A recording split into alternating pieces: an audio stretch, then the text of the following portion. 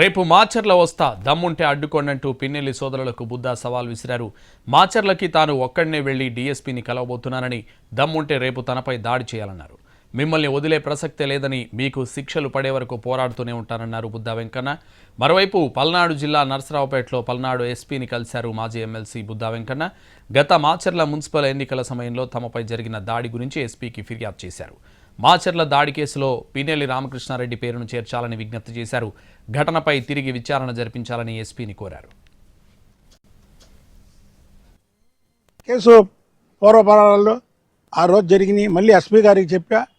మళ్ళీ రేపు నేను 12 గంటలకి అక్కడ డిఎస్పీ మాచర్లు వెళ్తాను. పెద్ద మందిగా నేను వెళ్ళాలంటే 100 కార్లు వెళ్ళను. రేపు సింగల్గా వెళ్తా, కారులో ఒక్క కారులోనే వెళ్తా.